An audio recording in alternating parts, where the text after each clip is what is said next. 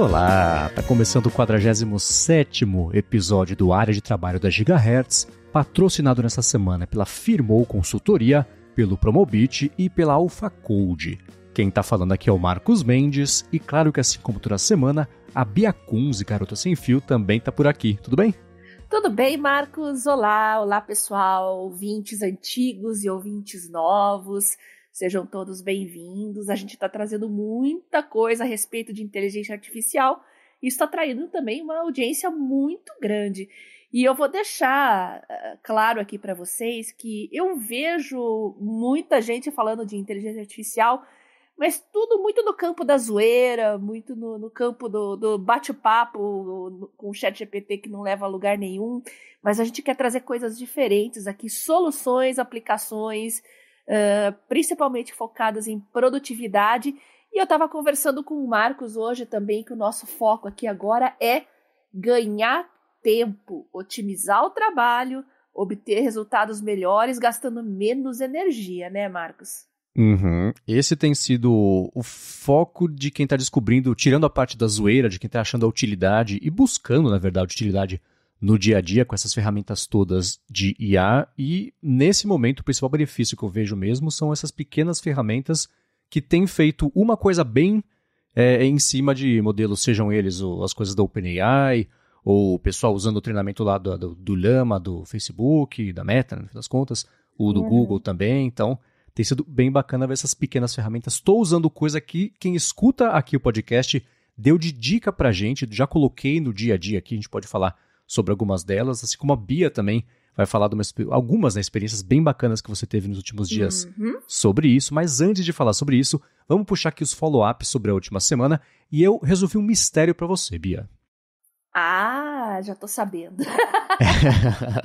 A Bia viu o spoiler aqui na pauta. Ela falou, por que o Kiwi Browser, que foi uma dica que veio na semana passada, por que diabos se chama Kiwi? Eu fui até o fundo disso e é porque eles falam que são rápidos e quietos. E eu procurei pelos kiwis e eles de fato são rápidos, correm até 20 por hora, o que eu achei impressionante para um passarinho pequenininho que mal voa, não tem asa. E a parte deles serem tudo bom, rápido, tirando o kiwi também, o carregamento de páginas, etc. É uma coisa que eles fazem com muita rapidez, por isso essa brincadeira.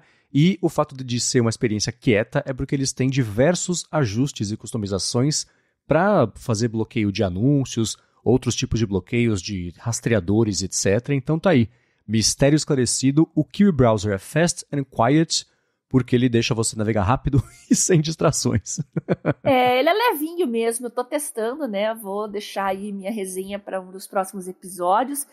Tanto o Kiwi quanto o Folder Sync é uma outra recomendação que me fizeram, eu tô testando e vou contar para vocês o que eu acho. Mas é bem interessante, né? A gente também está testando muito navegadores e a gente se preocupa com esse negócio de rastreio, né? Principalmente, né? Perda de privacidade, tem que tomar muito cuidado. Hoje em dia não dá para dar mole, hein? Definitivamente não dá. E é legal ver como o mercado de navegadores que... Tudo bem que ele segue dominado pelo Chrome. Recentemente o Safari ultrapassou... Quem foi que ultrapassou? Foi o Firefox, talvez? Ou o Edge? Não sei, ultrapassou um dos dois para voltar a ser o segundo maior navegador em desktops, o que é bem relevante, né? Mas ainda assim é o Chrome com, 80% e o resto vem depois bem distante. Mas é legal, tem o Arc, né, que apareceu recentemente, e acho que ainda está em teste, mas é legal ver os novos navegadores aparecendo por aí para um mercado que estava meio estagnado e parecia ser meio consolidadão nos últimos anos. Nos últimos 6 meses, sei lá, a gente tem visto movimentações bacanas, né? Eu nunca tive uma experiência boa com o Chrome, não. Principalmente eu que gosto de ter muitas abas abertas. E, na sua opinião, Marcos, por que todo mundo insiste no Chrome, hein? Eu tenho essa curiosidade, porque eu acho ele um dos piores. Será que é por causa das extensões? Mas o Firefox também tem, não sei, comodismo. Talvez. O Chrome resolveu o problema que foi a dependência do que todo mundo tinha, desktop, PC, que sempre foi a maioria, do Internet Explorer, né? Porque por mais que o IE tenha tentado melhorar ao longo da sua história, né, todo mundo usava meio a contragosto. E o Chrome chegou com uma solução leve, sem a barra, sem botão, sem nada ali em cima, né, era só a barra de endereço, que já era de busca, que na época foi, eu acho, uma certa inovação, né? E Verdade. claro que não é uma coincidência ser o do Google, né? Existe um poder que o Google aplica em cima disso, mas por outro lado era a Microsoft que também tinha um grande poder de você comprar o computador e já vir com o navegador, e mesmo assim eles perderam esse posto, né? Então, acho que é uma soma de fatores que levou a isso. E hoje é assim porque é assim, né? Todo mundo usa porque todo mundo usa, tipo WhatsApp. As pessoas vão usar porque vão usar e pronto, vira meio língua franca. Você baixa o computador, você compra o telefone, você instala o Chrome, você instala o WhatsApp, né? Eu sou do tempo que o Internet Explorer brigava com o Netscape e rolou até uma pendenga judicial por causa disso. Sim, acho que lá nos anos 90 ainda, né? Foi, Se eu não me engano. Microsoft. Nossa. Foi, a Microsoft levou um gancho histórico e ele é exemplo até hoje de que o governo americano, tudo bem que faz o quê, 20 anos isso, mas o governo americano pode sim quando quer quebrar monopólios e etc, porque foi um processo longuíssimo que a Microsoft enfrentou e tentou se defender e envolvia o IE, instalação do Windows e PCs, enfim, foi uma briga enorme. E de navegadores também, você citou o Firefox, né? O José mandou pra gente um feedback comentando que ele usa o Firefox tanto no Mac quanto no Android, e mesmo sendo plataformas bem diferentes, ele consegue fazer a sincronia com as abas abertas, favoritos também, e ele instala as extensões do app para Android e está usando uma extensão chamada uBlock Origin, uma chamada Privacy Badger e outra chamada Clear URLs, Clear URLs. Dessas três, uma que eu achei bem interessante que eu não conhecia é a Privacy Badger, que ela é gratuita e open source, assim como a uBlock Origin, na verdade, né, que foi a primeira que ele listou que ele usa. Mas essa Privacy Badger é da Electronic Frontier Foundation, que é uma fundação bem conhecida das pessoas que prestam mais atenção nessa movimentação meio política de bastidores aí, e até com uma pegada mais ativista sobre privacidade, uso justo das coisas. Achei bem interessante. Coincidentemente, eu uso essas três que o José citou também no Firefox. E a outra, daí tem algumas extensões do Evernote, do Pocket, e tenho uma que coloca as páginas em modo noturno ou diurno. Eu não me lembro agora o nome da extensão. Se vocês procurarem aí, vocês acham, porque é uma extensão bem famosa. E você pode aí colocar automático, definir horários, e isso é bem útil, né? Para quem hoje está todo mundo na vibe da tela escura, né? Então ele já coloca automaticamente os sites para você. Eu tenho um parecido no Safari, na verdade tanto no iPhone quanto no Mac, é uma extensão chamada Noir. Ele força um modo escuro, você pode customizar se você quer que acompanhe o ajuste do sistema, o modo escuro, ou também por horário, ou então por site específico, que tem alguns sites que ele força o modo escuro que não fica bom, né? Por conta do CSS do site, sei lá. Então, nesses eu tenho um por um desligado esse modo escuro, o que é péssimo para navegar durante a noite, né? Tá a Larissa aqui dormindo do meu lado, ou querendo dormir, você vai ver alguma coisa, ele tá se sono, pá, aquele holofote na cara, que é horrível, né? Exatamente. Você falou do Safari, eu comecei a pensar aqui. A Microsoft teve todos aqueles problemas lá meramente porque tinha um navegador que vinha por padrão no sistema operacional. A Apple nunca enfrentou esse tipo de disputa. Já passou? Eu não tô me lembrando. Não, desse tipo não. É que a Apple, se tiver qualquer tipo de problema disso, ela fala assim, olha pra gente, a gente tem 10% de mercado. Você fala que a gente é monopólio, a Microsoft estava com 70% na época, né? Então ela tem essa carta na manga. E eu tava pensando isso, sabe quando? Na Google I.O. na semana passada, o Google falando, nós somos aquelas coisas, né, para valorizar para valorizar, né, a própria empresa e também quem desenvolve. Não, a nossa plataforma é a mais usada, é a maior. Os desenvolvedores daqui faturam não sei quanto, é o maior grupo que existe no mundo. Aí eles são processados por antitruste. Não, a gente é pequeno, olha lá, olha o nosso vizinho, ele é muito maior que a gente não faz nada, a gente é irrelevante. Falar, adaptando a mensagem para o público, né? A gente também tem um update interessante aqui sobre o Artifact, né, Marcos? Sim. Eu ia puxar, na verdade, duas coisas. O terceiro complemento do José, que ele usa esse Clear URLs, que ele serve para basicamente, é uma extensão que se você copiar o endereço, ele tira todo aquele complemento que geralmente é gigantesco de rastreadores, né? Então, ótimo isso. Eu estava testando até um aplicativo para o iOS também que faz isso, não sei se foi lançado.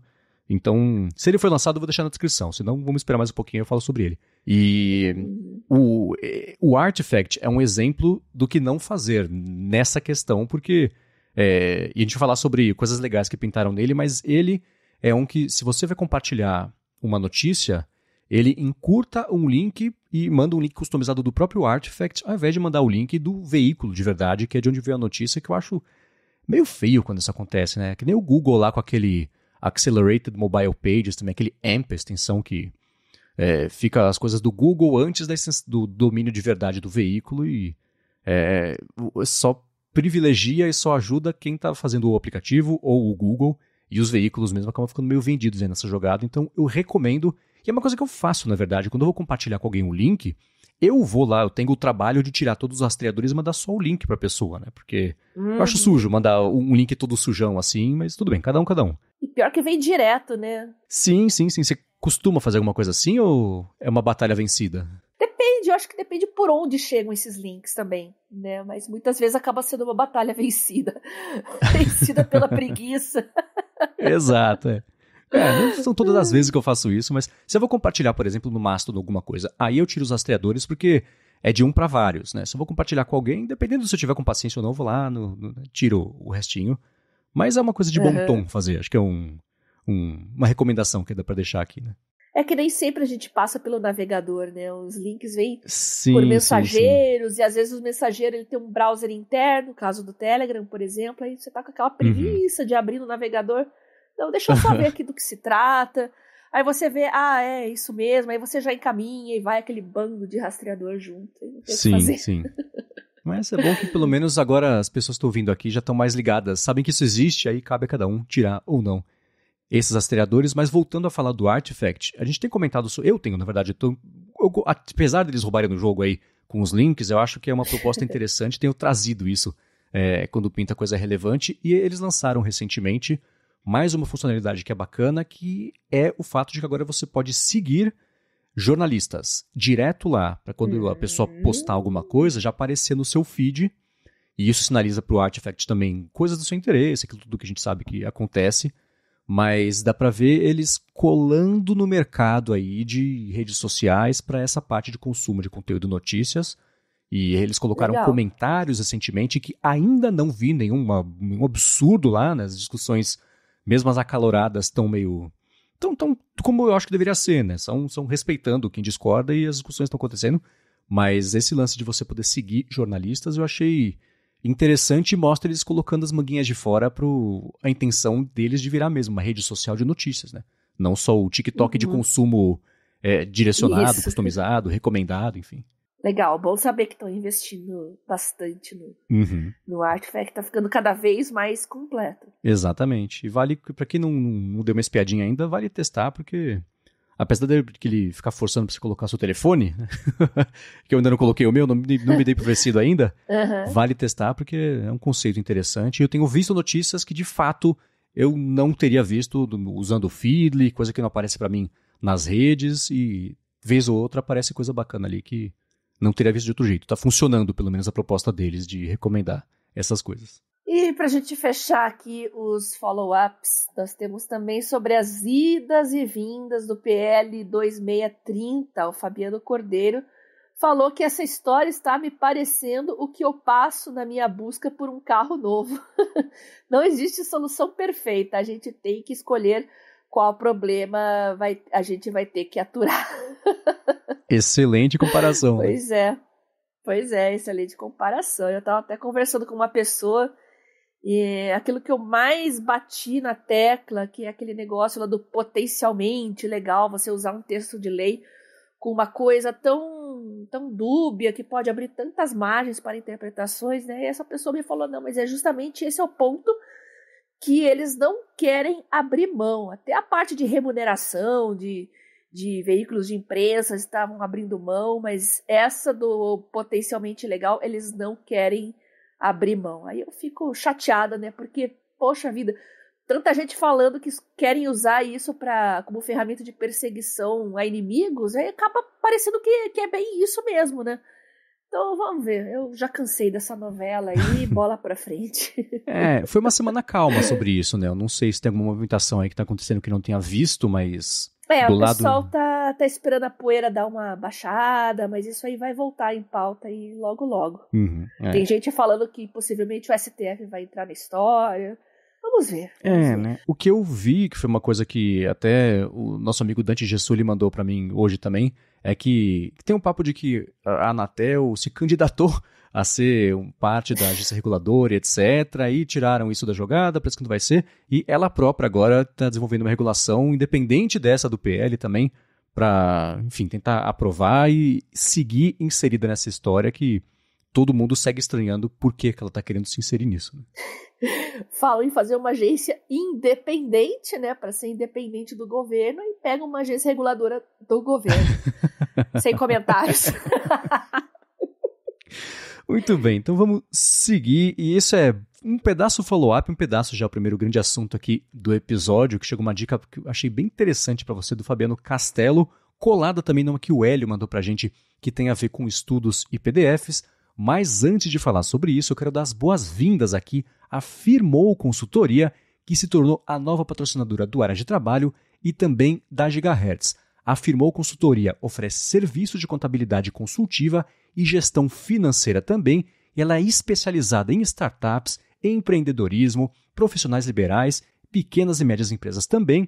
Então, para você que está pensando em abrir a sua empresa ou desenrolar alguma pendência aí da vida PJ, do seu CNPJ também e tudo mais, a Firmou resolve. Ela vai além de oferecer serviços de contabilidade do dia a dia e atua como uma mentora financeira para você e para sua empresa. E a gente aqui da Gigahertz conhece bem isso, porque foi graças ao serviço de paralegal da Firmou que a gente conseguiu abrir e lançar a rede no ano passado em tempo recorde, sem nenhum problema ou atraso também na parte de contabilidade. Parte burocrática que é sempre enrolada, não foi enrolado com eles, o que para mim foi uma coisa inédita. A Firmou conhece as melhores estratégias para você poder abrir e manter também a sua empresa, sempre de olho na economia de custos, nos tributos certos para cada categoria também, e ela sabe fazer a legalização da sua empresa do jeito certinho para você ganhar tempo. Não tem nada melhor, né, do que deixar esse tipo de coisa na mão de quem sabe o que está fazendo, e no fim das contas isso também é produtividade, porque você volta a focar o seu tempo, a sua atenção também no que importa de verdade, que é o motivo pelo qual você está abrindo a empresa. Então, para conhecer melhor os serviços da Firmou e se livrar desse perrengue que é essa parte burocrática e financeira também da legalização ou da manutenção fiscal da sua empresa, faz o seguinte, procura por @Firmou Consultoria no Facebook e no Instagram, tem link, claro, aqui na descrição. A Firmou está pronta para ajudar todo mundo que escuta o Área de Trabalho, independente da sua necessidade, e a gente tem certeza, a gente vê todo dia isso, tem certeza que ela vai resolver tudo para você, assim como resolve aqui todo dia para a gente. Mais uma vez, @Firmou Consultoria no Facebook ou no Instagram. Muito obrigado a Firmou Consultoria por ter se tornado a nova patrocinadora aqui do Área de Trabalho e por literalmente também todo o apoio a Gigahertz. Muito bem, muito obrigada, Firmou Consultoria. Sejam bem-vindos ao patrocínio do nosso podcast. Obrigada por acreditar na gente. E fiquei muito feliz em saber que vocês têm uma filosofia que está bastante em sincronia com a nossa aqui do Área de Trabalho, que é ganhar tempo e ser mais produtivo. Exatamente. Muito obrigado. E vamos lá. Nessa semana, o Hélio falou assim: eu vi uma IA que se propõe a realizar resumos de artigos científicos. Ele comentou que os resultados parecem ser interessantes, mas a versão gratuita tem limitação para caracteres. É a SciSummary. E logo em seguida, o Fabiano Castelo mandou uma outra dica para a Bia. Ele falou assim: Bia, isso pode ser um game changer para você.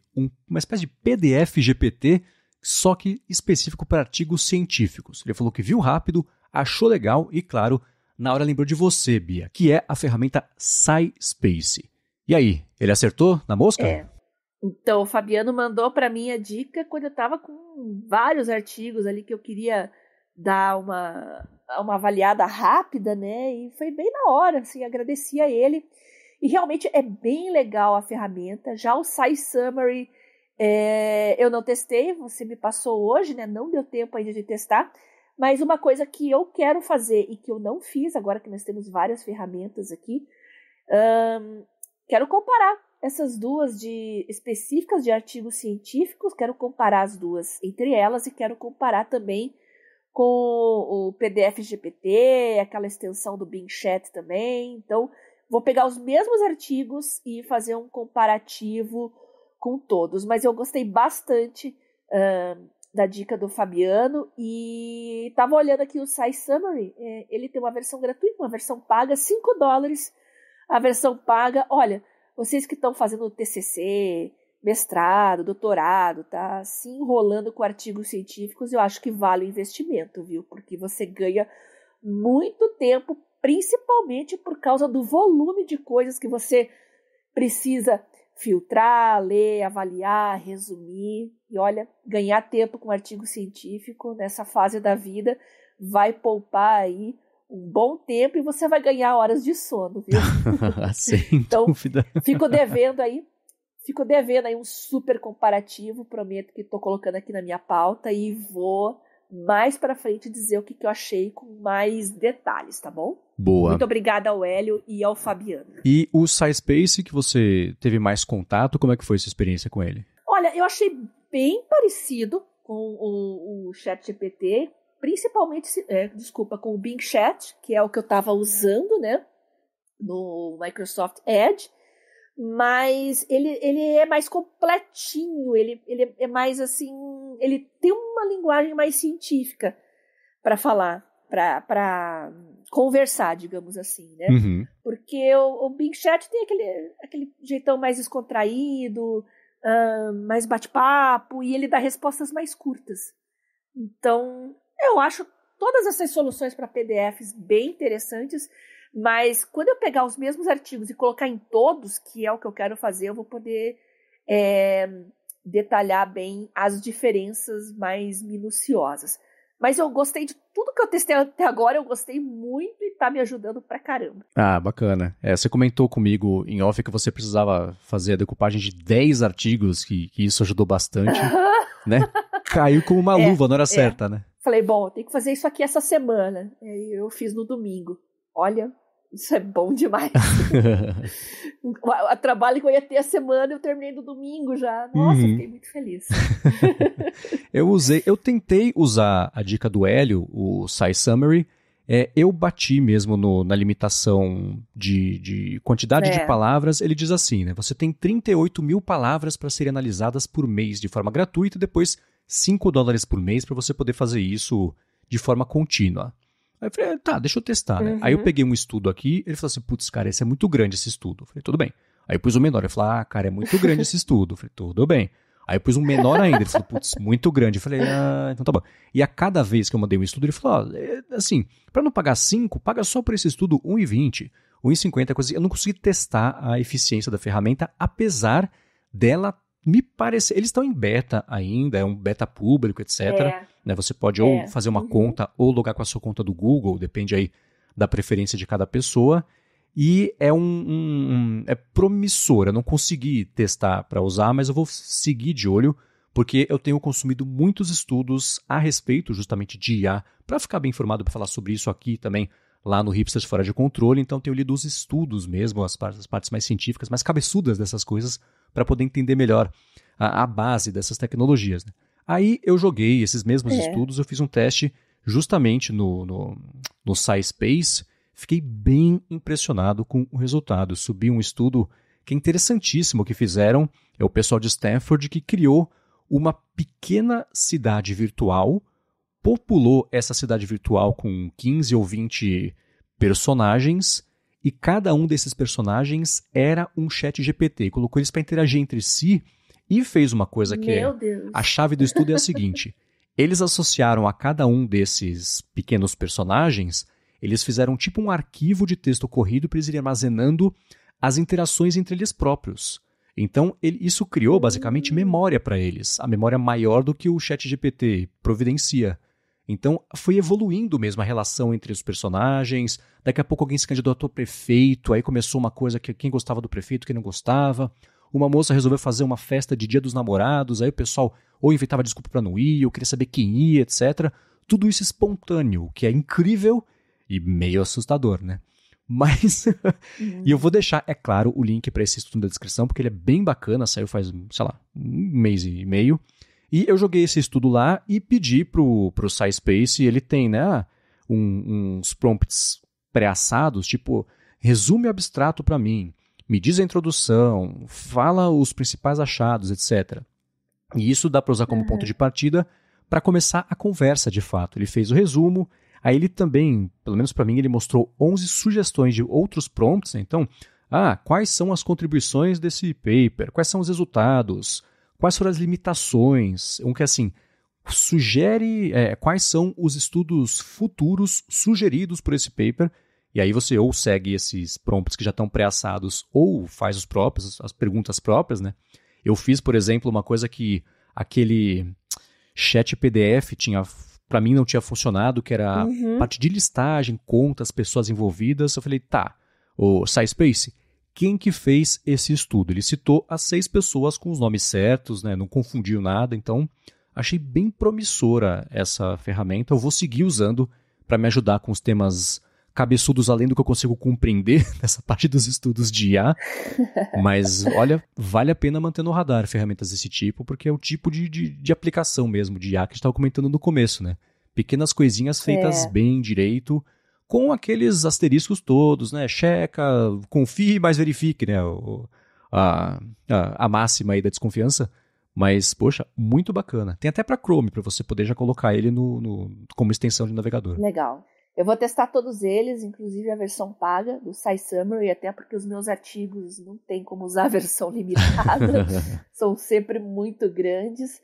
Mas o que eu gostaria mesmo era uma IA que ajudasse a fazer buscas no PubMed, porque quem usa o PubMed sabe que para você pesquisar artigos sobre um determinado tema é complicado, porque você pega um caminhão de artigos e às vezes vai ver, não é a abordagem que você queria. Então, eu estava pensando nisso, uma inteligência artificial ali no PubMed ia ser show. Fica a dica aí para os desenvolvedores, hein? Por que não pode ser você o próximo a criar essa solução? Vai ter demanda, isso eu tenho certeza. E se vocês quiserem mandar alguma dica de aplicativos nesse sentido, científicos, PDFs, ou de repente até já existe uma IA para PubMed, quem sabe, né?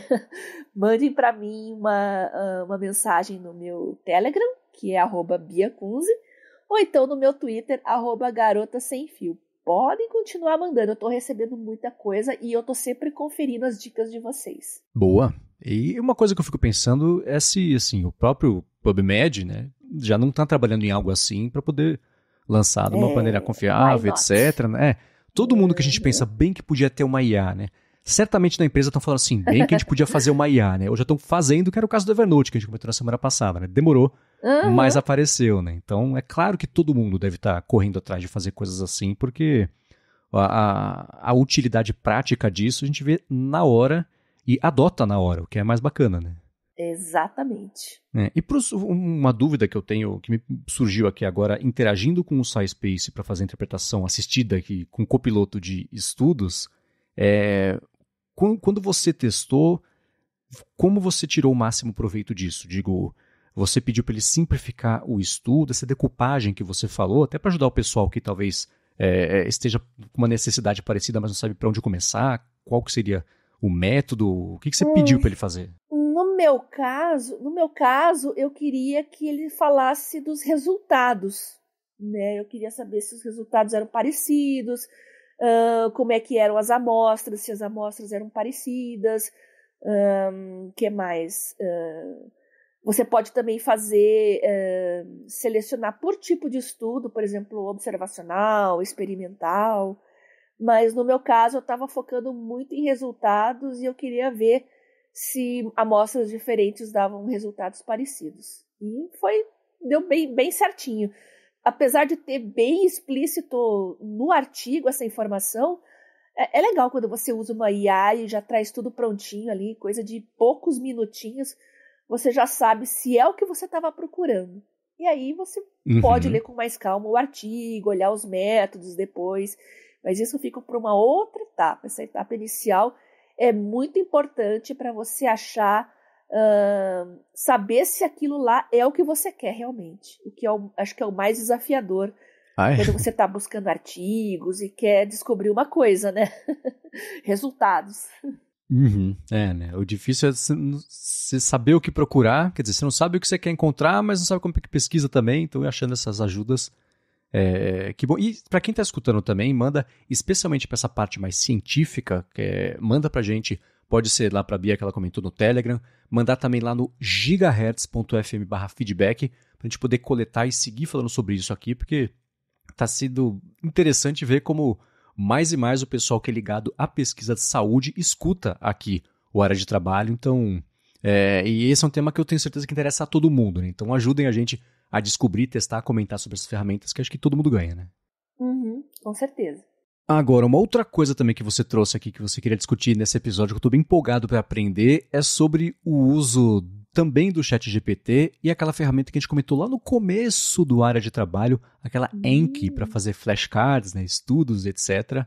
Quero saber sobre isso, mas antes eu vou tirar um minutinho do episódio para agradecer ao Promobit, que também está chegando agora para começar a patrocinar o Área de Trabalho e quer falar com você que escuta o podcast e está de olho nas ofertas de acessórios ou produtos também que a gente comenta aqui, né, para aumentar a sua produtividade. O Promobit é uma plataforma que conta com mais de 3 milhões de pessoas cadastradas e o legal deles é que são essas próprias pessoas que procuram e publicam por lá as promoções mais bacanas aí que encontram web afora. Um diferencial importante, bem bacana também do Promobit, é que as pessoas que cadastram os descontos são verificadas e as mais de 700 novas ofertas que pintam por lá todos os dias também são de lojas que aparecem por lá porque são seguras e são confiáveis. Antes de começar a gravação, dando uma espiada rápida por lá, eu achei Kindle Paperwhite, achei Kindle Oasis também com até R$500 de desconto, tinha livro até de Kindle também em promoção, para home office ou para o escritório mesmo. Eu achei lá teclado e mouse de vários modelos, o Bluetooth Multidevices da Logitech, por exemplo, estava por quase a metade do preço. Tinha Galaxy Tab, tinha o Galaxy S22 Ultra em promoção, tinha iPhone e por aí vai, né? Agora, uma coisa bem legal do Promobit é a funcionalidade de lista de desejos. Então, se você estiver procurando por alguma coisa que você não encontrou lá em promoção, cadastra lá na sua lista de desejos que o Promobit avisa você assim que essa coisa entrar em promoção. E, além dessa parte de tecnologia e produtividade que eu comentei, eles têm diversas outras categorias. Então, tem coisa de moda, tem livro, supermercado, coisa para casa, jardinagem até, eletrodoméstico. Então, para tudo o que você for comprar daqui para frente, fica de olho e usa a lista de desejos do Promobit e não perde mais nenhuma promoção. Para se cadastrar, faz o seguinte, vai em promobit.com.br, tem link aqui na descrição, ou baixa o app e chega de perder promoção do que você quer comprar. Aliás, aproveita para já deixar ativo o seu cadastro para não perder nenhuma promoção da Semana do Orgulho Nerd, que vai rolar na semana que vem, mas isso a gente comenta no episódio que vem. Mais uma vez, promobit.com.br, o link está aqui na descrição para facilitar. Se está em promoção, está no Promobit. Muito obrigado ao Promobit por ter se tornado novo patrocinador aqui do Área de Trabalho e pelo apoio a toda a Gigahertz. Nossa, que legal. Muito bom saber que tem uma ferramenta de buscas, de lojas, promoções, que tem essa preocupação com a segurança. Porque, olha, fazer isso pelo Google tá bem triste, viu? É muita picaretagem, loja fake se passando por autêntica. Então, legal, Promobit. Sejam bem-vindos e muito obrigada por patrocinar o Área de Trabalho. Obrigado. E vamos lá, Bia. Fazia um tempinho que a gente já comentava sobre estudos, né, e especialmente a parte de flashcards, que foi uma coisa bem interessante, que muita gente curtiu quando você falou no comecinho do Área de Trabalho, e agora tá bem mais legal mexer com isso por conta justamente aí do ChatGPT, né? Então, eu lembro que nesse episódio, eu lembro mais ou menos, porque já faz bastante tempo, mas eu acho que eu falei do Quizlet também. Isso. E falei do Anki, né? O Quizlet é mais amigável, funciona na nuvem, é uma solução pronta, tem modalidades gratuitas e pagas, mas o Anki, ele é mais customizável, ele é mais nerd, digamos assim, dá para você fazer mais coisas. Tem uma curva de aprendizado, mas você que gosta de fuçar em aplicativos vai gostar bastante do Anki pela versatilidade. E eu estava olhando um youtuber israelense, o Ari, esqueci o sobrenome, não sei falar o sobrenome dele, gente, me desculpem, mas se vocês me pedirem eu dou uma procurada, tá? Ele é estudante de medicina na Itália E ele falou que um grande problema que ele tem para montar os flashcards para assuntos que tem muita memorização é justamente confeccionar esses flashcards, porque toma um tempo danado, né? Quem estuda medicina tem uma quantidade absurda de informação para analisar, para processar, enfim, para trabalhar em cima, né? E ele descobriu que pode usar o ChatGPT e o Anki para ganhar tempo na hora de confeccionar os flashcards. O que ele faz? Ele pega o material de estudo dele e pede para o ChatGPT criar flashcards. Só isso, simples assim. Dependendo do assunto, você tem que criar perguntas e respostas, então você pede lá para o ChatGPT dentro daquele assunto para ele criar perguntas e respostas para criar flashcards, e ele monta para você. E depois você pode pedir para o ChatGPT separar as perguntas e respostas por vírgula para exportar num arquivo no formato CSV, que é aquele comma separated, eu esqueci, CSV, né? Aquele que quem usa muito Excel, planilha, e você quer exportar para um formato que você quer importar num outro software, né? Você exporta em CSV. Comma separated então, values. Ele cria values, isso. Então ele separa esses values por vírgulas para que outros softwares possam importar as informações. E aí vem a surpresa, o Anki permite importar arquivos CSV para criar flashcards automaticamente. Olha só que maravilha, olha o tempo que você vai ganhar conciliando as duas coisas. Aí eu fui aplicar isso para mim, né? Falei, beleza, vamos fazer isso agora, né? Primeiro problema, criar flashcards com os conteúdos de aula. No meu caso, eu queria usar algumas coisas que eu tinha de anotação de aula mesmo. Eu falei, meu Deus, como é que eu vou fazer isso, né? Então eu tinha algumas anotações lá no Samsung Notes, que estavam escritas à mão.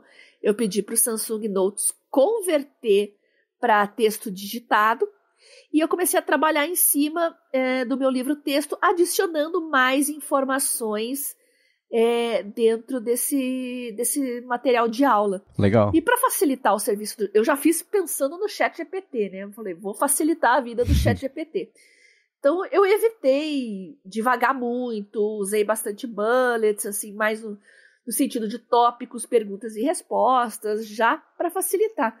E funcionou direitinho. Ele criou os flashcards com a pergunta de um lado, a resposta do outro, em cima do conteúdo que eu organizei. E eu percebi que muita coisa eu já aprendi quando eu estava pensando em formular flashcards no modo de perguntas e respostas, né? Funcionou bem legal. Uhum.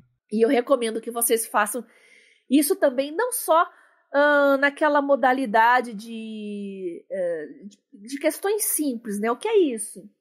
Resposta, isso é tal coisa. Tentar associar informações. Você pode pedir para o ChatGPT fazer isso para você.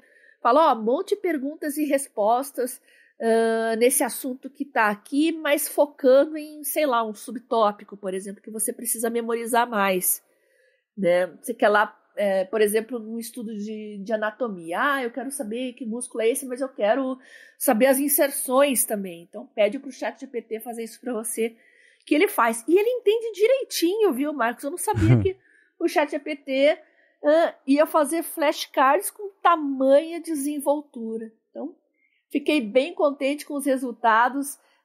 Ainda tive um pouquinho de trabalho para pegar o meu material de aula, mas se você fizer isso com PDF de texto, livros, né, com livros textos, você seleciona um capítulo inteiro lá, manda ele fazer, pegar aquele material, até o PDF GPT pode fazer isso também, né? Pegue o conteúdo desse PDF aqui e crie, sei lá, 30 perguntas e respostas a partir do conteúdo desse PDF. Uhum. Aí o ChatGPT vai fazer tudo isso certinho para você. Basta exportar CSV, importar no Anki e você nem vai acreditar como conseguiu fazer isso tão fácil. Fica a dica, espero que vocês tirem bastante proveito e eu vou procurar o link do Ari para quem quiser ver o tutorial dele, explicando direitinho, tá? Eu vou procurar e vou passar para o Marcos, ele vai disponibilizar para vocês aqui no podcast, tá bom? Claro, vai estar na descrição, assim como o link do 14º Área de Trabalho, que foi o episódio que a gente comentou sobre o Enki, comentou também sobre o uso de flashcards em geral. 14º. O Ari que você falou é o Ari Horesh, talvez? Só pra ver se eu vou colocar o certo na descrição. Isso, Perfeito. Horesh. Exatamente. Vai tá Acho que você vai achar o vídeo dele aí, porque é um dos últimos, né? Uhum. É um vídeo bem recente dele. Ele já tinha, acho que ele já foi assunto aqui quando a gente comentou sobre alguma outra coisa, num passado não tão distante. Vou deixar também, claro, o link pra isso aqui na descrição. E o processo inteiro, quanto tempo levou pra você desde de você falar, putz, boa ideia, vou começar a fazer, até ter os flashcards prontinhos ali com a ajuda do ChatGPT? Então, eu tive mais trabalho dentro do Samsung Notes. Tá. Em editar, colocar nos formatos, porque eu faço anotações de um jeito, né? Uhum. Que não é o jeito mais simpático para flashcards. Então, eu tive que já alimentar ali meu próprio banco de dados com mais informações. Mas quando você faz isso a partir de capítulo de livro, de PDF, 15 minutos, está tudo pronto. Então. Acho que é bom a gente começar a colocar quanto tempo a gente gastou para fazer cada coisa na conversa, porque acho que aí aos pouquinhos vai dando para ver onde se sai melhor, onde se sai pior, onde vale a pena colocar, né? O ChatGPT, pelo que eu tenho visto, ele é uma excelente ferramenta para não só fazer a organização por exemplo, para fazer o CSV, mas se pegar, eu tenho esse CSV aqui, vou colar essa lista aqui, transforma isso em JSON para mim, e ele categoriza bonitinho, coloca as coisas, mastiga os dados de um jeito, troca para outra estrutura, e especialmente o 4 e até o que o Greg Brockman mostrou lá no TED Talk, que eu falei sobre ele na semana passada, de você, faz uma coluna nova aqui, adiciona a categoria tal, legal, obrigado. Agora pega isso tudo e volta para CSV, por favor, e essas coisinhas ele vai fazendo, o que dá para fazer na mão, tudo isso é assim, dá para fazer na mão? Dá. Leva 3 vezes o tempo, né? Então, o ChatGPT acaba sendo um atalho de processo para fazer esse tratamento, transposição de dados de um formato para outro. Então, acho que... E isso também, né? Você juntar pontas e usar ele para depois se conectar numa outra ferramenta, como é o caso da Enki aqui, e acelerar a parte estrutural do estudo para você poder, de fato, ter mais tempo para estudar, né? Porque é o propósito da coisa toda, né? É verdade. E uma coisa muito legal que o ChatGPT faz e que vocês têm que explorar também é a capacidade dele de criar tabelas. Ele faz isso muito, muito bem. Você está num livro-texto ali, por exemplo, estou estudando imunoglobulinas, tal, sei lá, IgM, IgG, IgD, IgA, etc, etc, etc. É difícil você memorizar porque num livro-texto é tudo muito linear, né? IgM, mais avidez, menos especificidade, qual que é mais específica, qual que é mais rápida, qual que é mais abundante. Aí você pega, seleciona todo aquele texto linear, passa ali para o ChatGPT e fala, ChatGPT, monte uma tabela aí com cada imunoglobulina e as características de cada uma delas. Ele faz isso muito bem. Porque os livros-textos já são bem didáticos nesse sentido, né, Marcos? Então funciona bem. Usar o seu livro favorito lá, o livro que o professor recomenda, ainda é a melhor opção, tanto para você montar tabelas, como seguir esse tutorial que eu falei aí com os flashcards. Invistam em tabelas e invistam em flashcards. E você falou sobre livros, e juntando com esse assunto do ChatGPT, eu ouvi alguém comentar, não sei o quanto é anedota isso, né? Mas que nunca houve uma procura tão grande por livros inexistentes, que as pessoas pedem ajuda para o ChatGPT e falam, procura pelo livro tal, né? Procura por A Arte de Engolir Sapo da Bia Kunze, que vai ter essa informação. A pessoa chega lá, livraria, eu quero A Arte de Engolir Sapo da Bia Kunze. Eu falo, cara, não existe esse livro, não tem no sistema, não tem ISBN, não tem nada.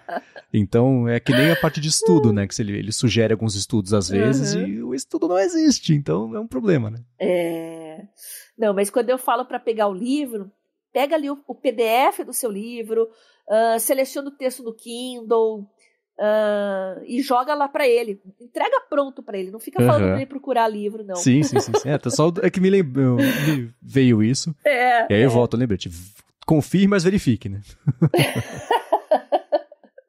Agora, uma outra ferramenta também que estava na pauta há algumas semanas pra gente comentar aqui, acho que hoje dá tempo sem pesar muito no orçamento de tempo que as pessoas dão aqui para de trabalho, é da ferramenta Whisper, que eu tenho feito alguns testes.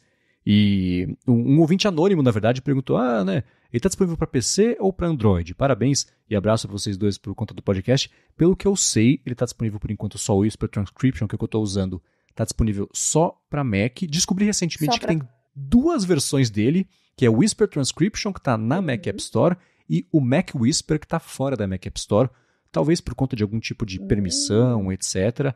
Então, o Felipe Espósito, que faz o Night 5 Mac comigo, ele usou o Mac Whisper para poder fazer a transcrição e legendagem dos vídeos do YouTube dele, um processo que a gente comentou e explorou no último A Fonte, mas eu estou usando e assim, a cada vez que eu uso eu estou maravilhado com como ele é bom e rápido para fazer as transcrições, e para podcast especificamente, ele está implementando algumas funcionalidades que ainda está meio embrionário, mas, por exemplo, fazer você subir os áudios separados das pessoas e ele fazer a transcrição já identificando cada pessoa que está falando, para que isso não tenha que ser feito na mão, porque a parte mais chata, a mais trabalhosa de fazer esse tipo de coisa, a transcrição, por exemplo, do Hipsters Fora de Controle, é justamente ir acompanhando e falar, isso aqui quem falou foi fulano, isso aqui quem falou foi Beltrano. Então, ele automatizar isso, aí vai ser infinitamente quase mais rápido mesmo do que fazer a transcrição inteira na mão. Entendi.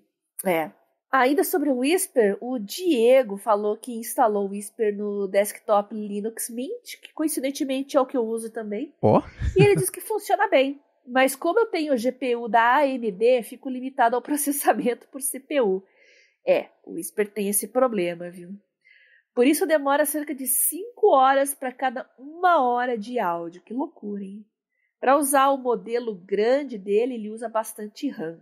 Dessa forma, gostaria de ver uma versão com suporte AMD e Intel, linguagem OpenCL em contrapartida ao atual CUDA, exclusivo para NVIDIA.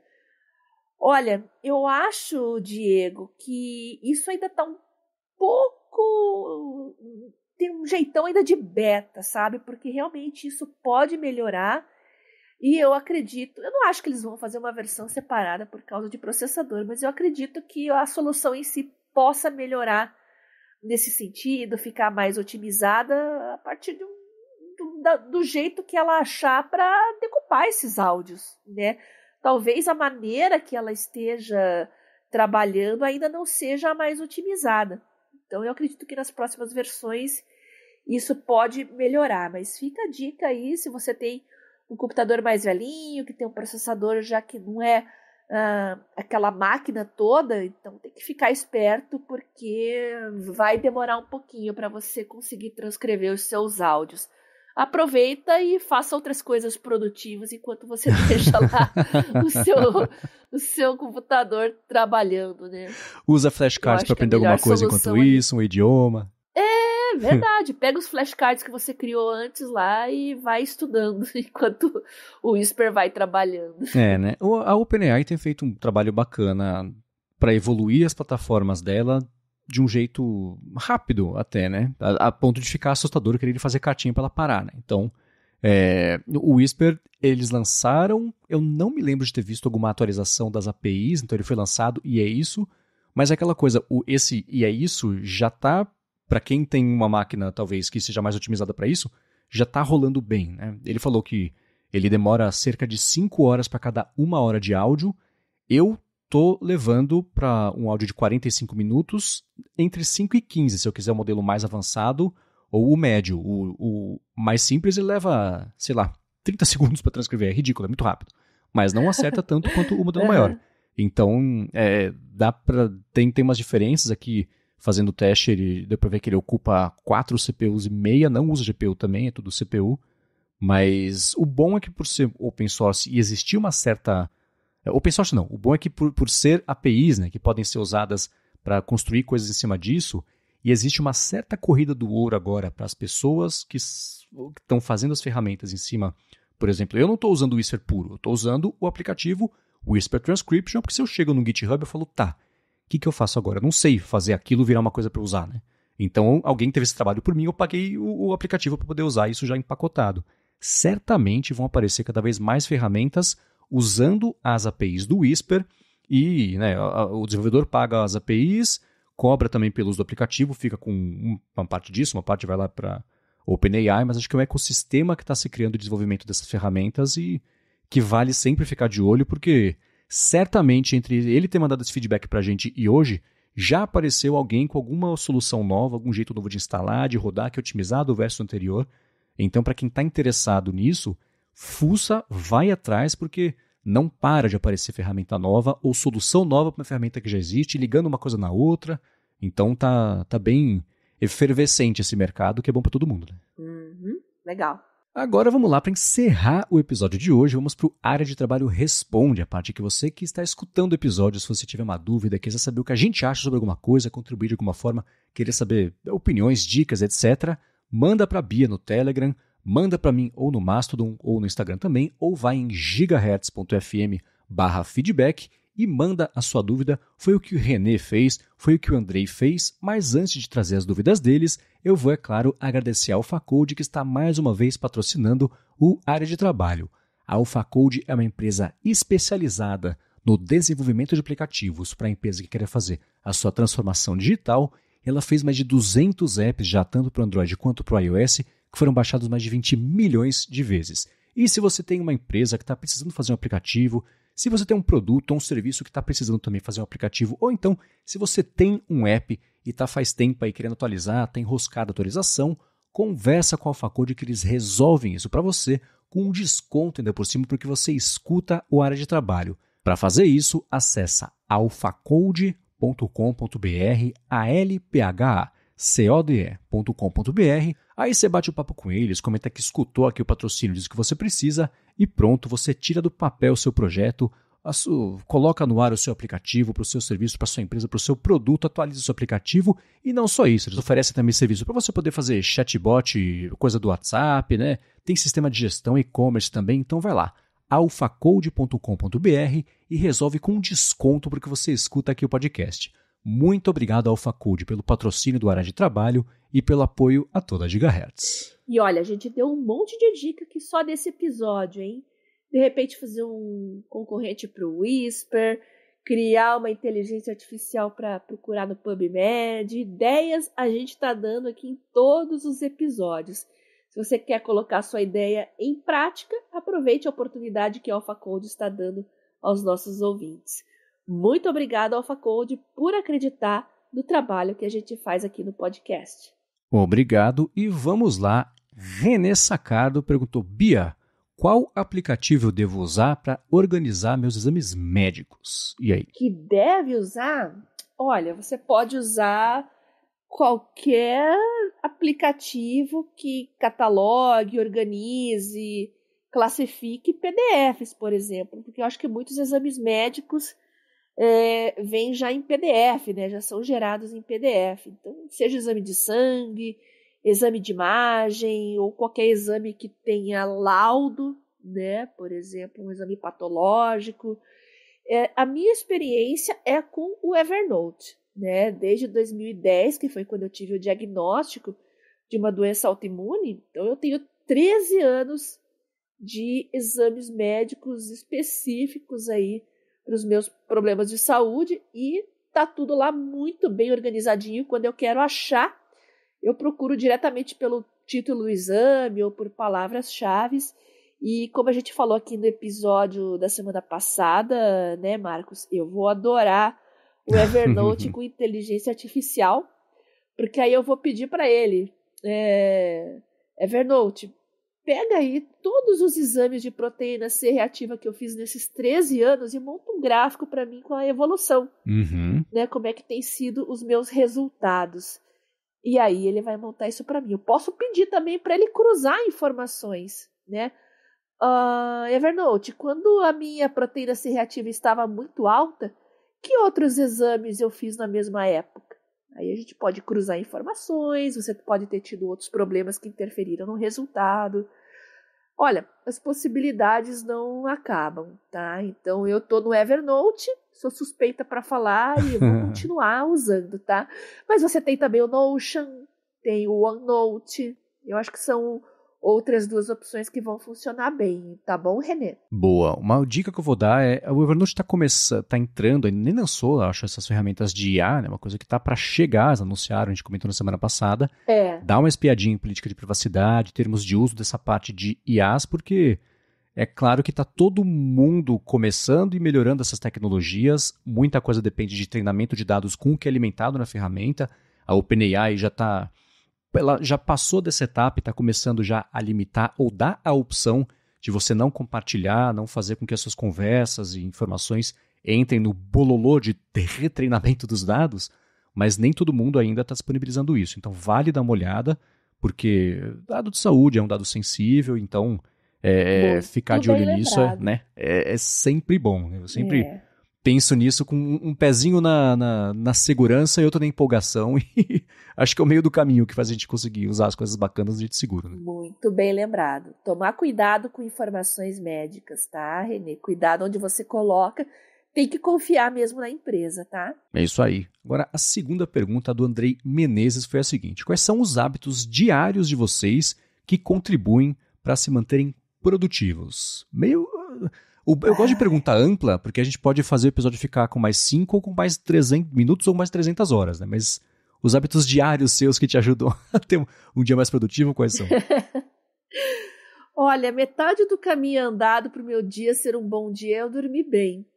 Então, eu estou sempre monitorando as minhas médias de sono. Toda semana eu faço uma avaliação aí das minhas médias, os dias que eu dormi mais, dormi menos. E uma outra dica, Andrei, é você tentar descobrir qual período do dia você funciona melhor. Eu sou ótima pela manhã. Eu não sou aquela que dorme em sala de aula, não sou aquela que tem preguiça para levantar. Eu acordo, quando eu durmo bem, né? Durmo 6 ou 7 horas, para mim já é o suficiente. Eu acordo animada, tomo meu café e mando bala, porque no período da manhã eu sou muito produtiva.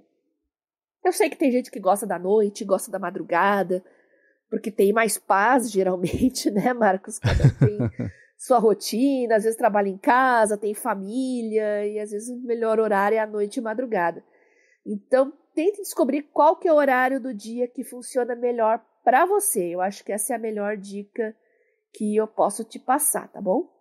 Agora, boa. O Marcos, eu já não sei qual que é os seus hábitos que ajudam você a se manter produtivo.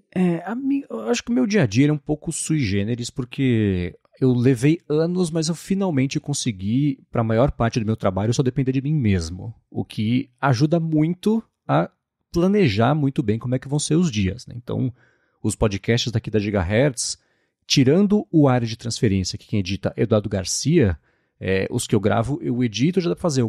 Faz a gravação, a gente vai terminar de gravar, eu vou editar na sequência. E aí, a fonte, por exemplo, eu gravo, edito, já reviso e publico, e aí tem um almoço no meio do caminho, mas pronto, assim, em 3 horas tá resolvido isso, eu consigo fazer o resto do dia no resto do dia. Né? Então, essas gravações, eu tendo a, sempre que as agendas permitem, né? Às vezes tem um imprevisto ou outro, a gente vai mudando, adaptando, mas já faço de manhã para já editar logo em seguida. No meio disso tudo tem o Bolha Dev também, que eu gravo, edito, publico. Então eu consegui, aos pouquinhos, ir moldando isso. É claro que existe um acúmulo de tarefas, porque para depender de mim mesmo, eu tenho que fazer tudo, né? E que bom que eu consigo conviver bem com isso, né? A gente vai achando o equilíbrio. Mas o que eu tendo a fazer para manter essa produtividade e hábito diário, especialmente, é fazer os meus dias serem rigorosamente iguais ou mais próximo de iguais que der para fazer. Então, quando, sei lá, de segunda, quarta e sexta, eu faço a academia. É sempre do mesmo horário. De sexta-feira ele precisa mudar, é curioso, né, para eu conseguir fazer. Mas ainda assim, se eu conseguir fazer todos os dias serem tipo uma linha de produção mesmo, engatar já uma coisa na outra e vambora, foi o jeito que eu consegui achar de manter essa produtividade. Sono, eu tenho mudado um pouco os hábitos, porque eu sempre dormi muito, muito tarde, tipo 2, 3 da manhã. Já não consigo mais fazer isso, porque a Larissa dorme muito cedo. Então, das 9 horas, ela já está rebaixando, assim, 10 horas já quer dormir. Então, a gente acabou, por convívio, né, começando, eu indo dormir mais cedo, Levou um tempo, mas o ciclo circadiano conseguiu ajustar esse fuso horário e agora eu durmo mais cedo do que isso. Mas assim, 11, meia-noite, 1, não foi tanto, mas já é um pouco, né? E passei a render um pouco mais de manhã, que eu nunca fiz. Na escola, eu estudei a vida inteira à tarde, os colegiais foram de manhã. Meu rendimento caiu horrores, eu sempre fui imprestável de manhã. Faculdade é a mesma coisa, os 2 primeiros anos foram de manhã, os 2 últimos anos foram à noite. Os de manhã fui imprestável, à noite eu rendia horrores. Então, eu já percebi desde cedo que amanhã nunca foi meu período mais produtivo, mas também mudei isso, especialmente por conta de gigahertz, para poder fazer a parte da produção mesmo dos episódios na parte da manhã e à tarde lidar com as coisas mais operacionais e com o resto de coisas que eu tenha para fazer durante o dia, projetos paralelos que pintarem, enfim. Essas outras coisas dá para fazer, mas o meu principal hábito diário é tentar ao máximo manter os meus dias rigorosamente iguais, porque aí até fica mais fácil de você... Não vai fazer sentido, mas assim, prever um imprevisto e saber como é que você vai lidar com ele quando ele acontecer. Então, um exemplo prático disso, sexta-feira passada. O Eduardo Garcia, que edita o Área de Transferência, geralmente manda o episódio editado na madrugada de quinta para sexta. Na semana passada ele não pôde fazer isso, ele foi mandar o episódio, ele conseguiu mandar perto do meio-dia.